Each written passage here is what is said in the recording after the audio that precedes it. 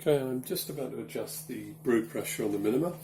All I've done is remove the top cover, which is 6 screws, 1, 2, 3, 4, and 2 at the back, 6 screws, and the top cover lifts off. This exposes the brew boiler, steam boiler, display unit, and the expansion valve.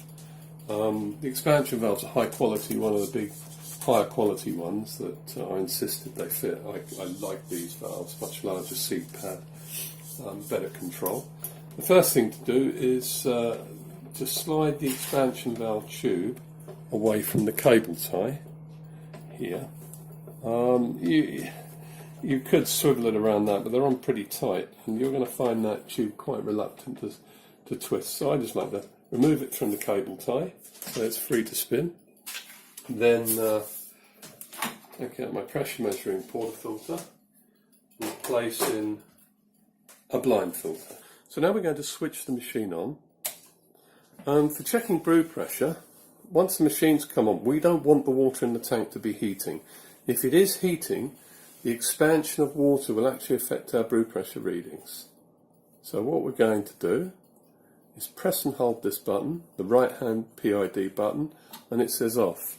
And now the boiler isn't heating the water. So it's just a quick way of turning off the heating element. The pump will still run. As you can see, that'll all run perfectly okay. And the brew pressure will come up. And as you can see, it's about 11.5 bar. I take my 12mm spanner.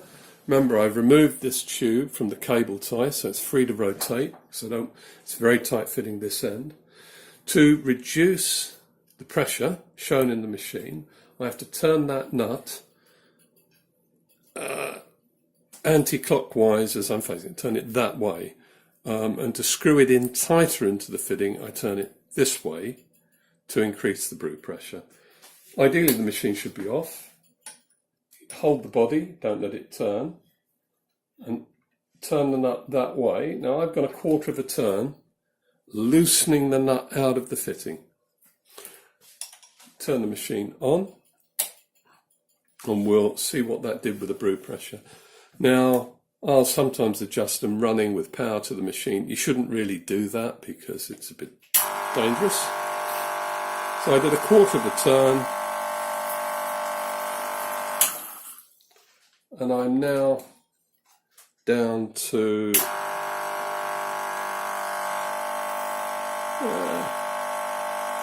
about 11 bar. So it's taken off a quarter of a bar. So I'm going to hold it, turn it off, and switch it off at the mains as well.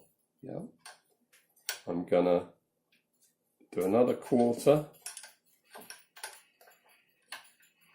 and another quarter turn. Now these are not progressive because it's a spring, so it changes as you adjust it. Let's turn it back on, see where we are now.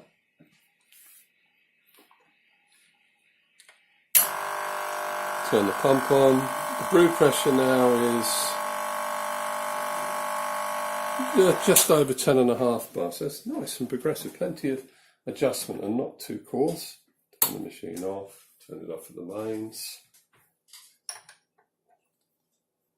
1, 2, 3, 4. Let's see how that does.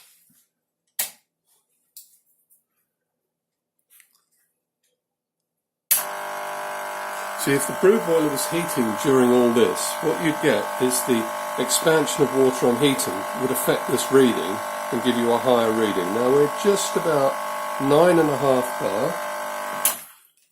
I'm just going to go another quarter turn.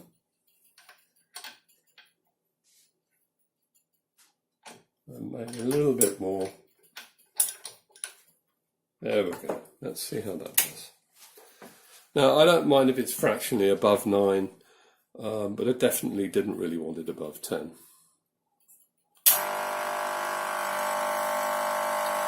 And we're just fractionally below 9 bars, so I'm just going to tweak that. Turn the machine off. Tweak it by a little,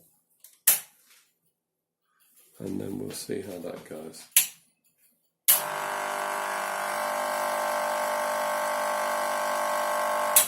We go a little bit more. fraction tighter. There we go.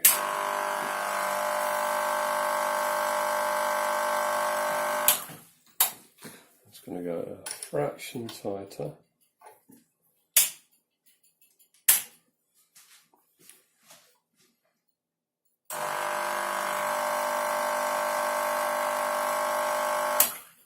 Okay, we're probably pretty much on 9 bar. I might just give it a little tweak higher, just a touch.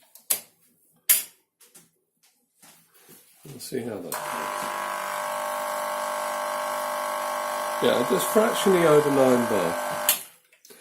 Now, I'll of course check this with my other pressure measuring gauge that I've got, because I happen to have 2, just in case there's any variance. So I'll stop the video and get that.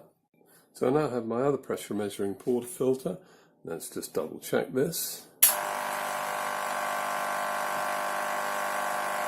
Now it'll take longer because obviously it's empty. This is what it would be like filling a coffee pot. Very slow, very progressive, because the head space in the coffee.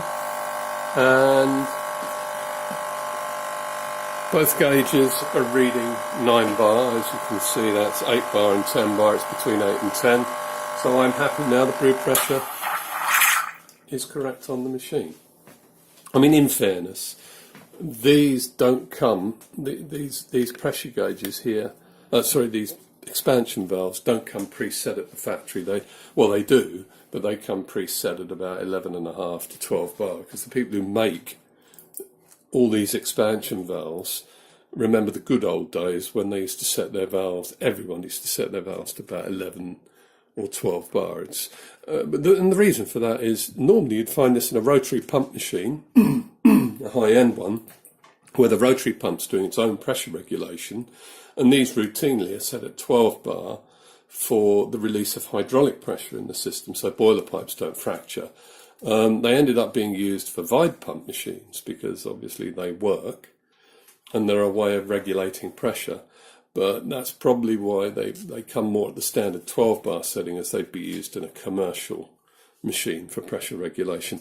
The much smaller, cheaper valves, very hard to adjust, they can be set and do come set at sort of 9 bar, 10 bar, whatever the manufacturer asks for, but they're not as good as these much larger valves. And you find the same valve in use in the Duetto and machines like that. Okay, that's it. I only now need to thread the tubes back, put the lid on, and that's the brew pressure adjustment. Of course, one press and hold. Is it a press and hold? No, just one press. A quick press turns this back on, and set to 93, so we've got a bit of a wait. Well, as I say, it's a useful little trick on the Gaicar PIDs. Some of them are not programmed the same way, and it's not documented really. But if you press and hold it, you can turn the heating elements off. Great for checking brew pressure. Another press, and they're back on again. Also good if you want to do any fault finding diagnostics, power consumption of the machine without the heating elements on.